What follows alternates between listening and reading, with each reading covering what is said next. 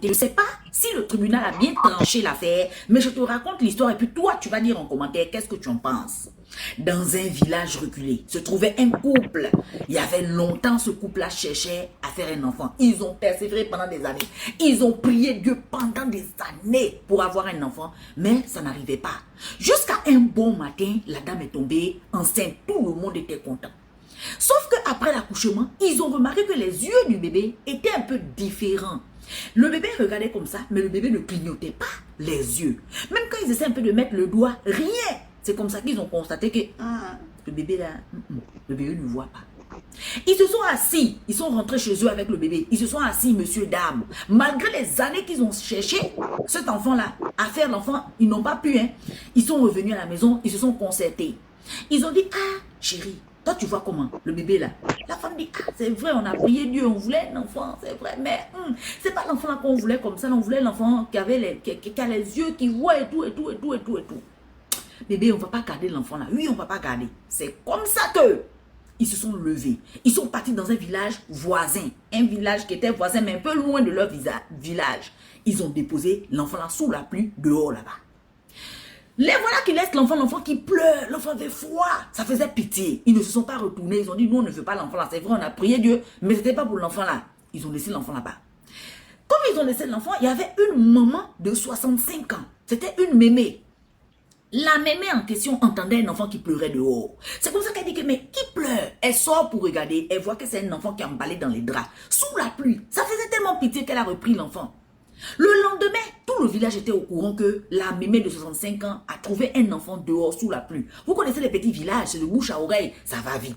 Tout le monde était au courant. Les gens sont venus regarder le bébé. Le bébé. Tout de suite, la maman, la mémé de 65 ans, va se rendre compte que l'enfant, effectivement, ne voit pas. Elle dit c'est un cadeau de Dieu. C'est comme ça qu'elle nomme cet enfant Espoir. L'enfant s'appelle Espoir et grandit dans tout le village. Elle apprend à Espoir à voir autrement. Elle dit à Espoir, pendant que Espoir grandit, que c'est vrai, tu ne vois pas, mais ton cœur peut voir. Donc, elle apprend l'enfant à voir avec son cœur, à ressentir les choses, à avoir les émotions. Elle a tout appris à cet enfant-là. De l'autre côté, elle est partie dans tous les hôpitaux pour chercher la guérison pour cet enfant, pour demander que, est-ce qu'on peut essayer de faire une opération pour l'enfant? Est-ce que l'enfant peut retrouver la vue? Donc, elle se tracassait. Donc, les gens à l'hôpital disaient que oui, on peut faire quelque chose, mais il faut beaucoup d'argent. Elle dit, moi, je suis une mémé, je suis au village. Je n'ai pas l'argent, il faut beaucoup d'argent. Je vais trouver l'argent là où? Elle a tout fait, elle a commencé à enchaîner les petits travaux, faire des plantations, travailler dans les plantations des gens. Même les gens du village se sont cotisés. Ils ont ouvert une cagnotte pour essayer de faire l'opération à Espoir. C'était comme ça. Donc, vu que c'était un peu d'argent qu'ils gagnaient au village, l'avancement de la cagnotte ne partait pas trop vite. C'était lent. La somme d'argent n'était pas grosse.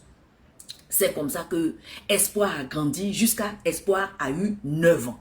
Un bon matin, et quand Espoir a eu 9 ans, la dame n'avait plus 65 ans. Donc, elle avait un peu maintenant plus. Tu vois, elle avait maintenant monté maintenant dans les 70 ans et quelques là-bas. Un bon matin, il y a eu des médecins, les médecins des ONG qui viennent dans les petits villages là. Voilà un médecin de l'ONG qui vient.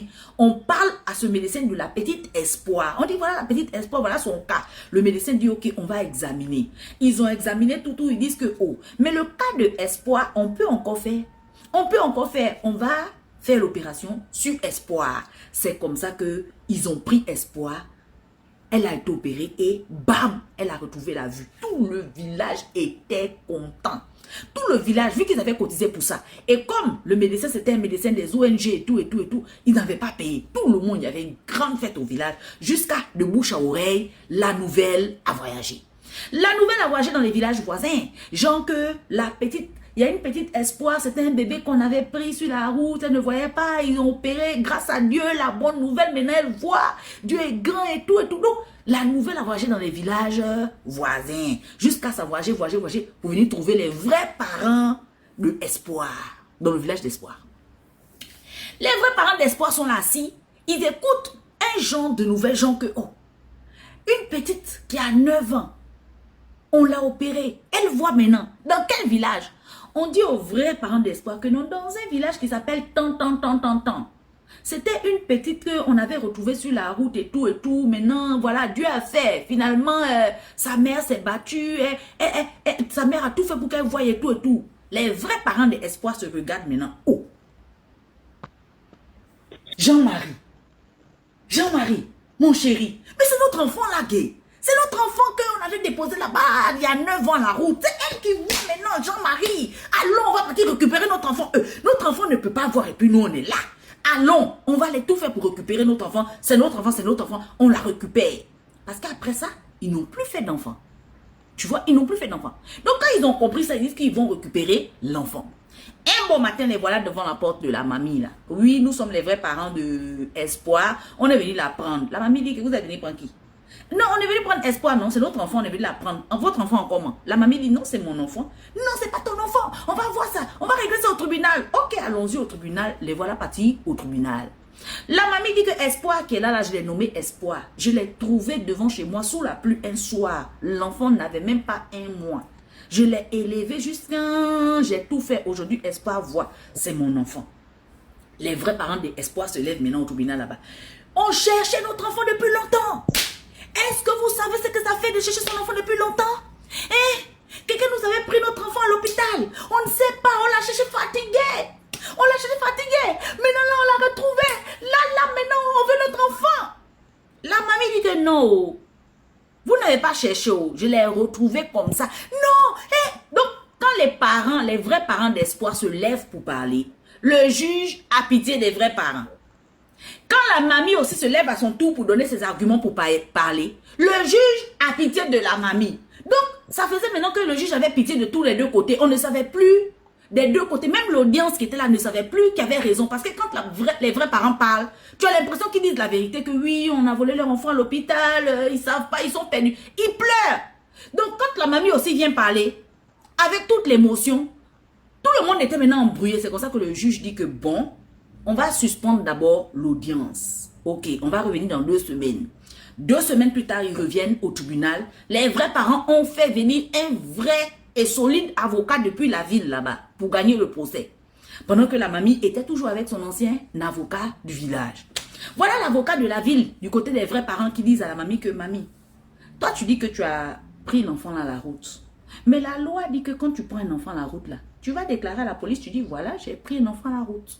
Mamie, montre-nous quand tu étais parti déclarer à la police que tu as pris un enfant à la route. Si vraiment tu avais pris l'enfant à la route. La mamie dit que moi je suis vieille. Je suis au village. Même au village, on n'a même pas le commissariat comme ça. C'est loin. Comment je vais partir jusqu'en ville pour aller déclarer que j'ai ramassé un enfant? L'avocat de la famille de la petite dit que voilà. Vous voyez, elle n'est pas partie à la police parce qu'elle savait qu'elle n'avait pas ramassé l'enfant. La mamie n'est pas partie à la police parce qu'elle savait que elle avait effectivement volé l'enfant. La mamie dit, mais c'est pas comme ça ne s'est pas passé comme ça. Mais moi, je suis mamie, je vais voler un enfant, pourquoi? C'est pas que je suis jeune. Je vais faire quoi avec un enfant à mon âge? La mamie parle jusqu'à se débattre. C'est comme ça que l'avocat du village de la mamie aussi se lève. Pose la question à la vraie famille de la petite. Mais vous aussi, quand on avait volé votre enfant là, montrez-nous aussi les documents là où vous êtes parti porter plainte. Parce que quand on a un enfant qui a disparu, on va porter plainte aussi au commissariat. Montrez-nous le document qui prouve que vous étiez parti porter plainte. Voilà la vraie famille maintenant de la petite qui disent que non, on n'était pas parti porter plainte depuis des années parce qu'on était trop triste. On pleurait trop la disparition de la petite, on était trop triste. Donc voilà pourquoi on n'était pas parti porter plainte là-bas. Hein? C'est la tristesse qui a fait que depuis les années là, on n'est pas porté plainte. Oh, tout le tribunal était debout. Depuis quand que la tristesse, tu as ton enfant qui a disparu parce que tu es triste, tu ne peux pas porter plainte. Oh oui. C'est quel argument ça? Le juge dit que, ok, comme il n'arrive pas à trancher, on va mettre la petite à l'orphelinat. Elle a 9 ans, elle va ressortir de là-bas quand elle aura 18 ans. La vraie famille de la petite, la vraie mère de la petite a dit que jamais. Elle, pendant qu'elle est vivante, son enfant ne peut pas rester à l'orphelinat. Pourquoi? Elle a une maison et puis son enfant va aller rester à l'orphelinat. Elle va tout faire pour se battre, pour aller prendre un autre avocat de la ville pour qu'on puisse lui remettre son enfant. Son enfant, c'est à elle.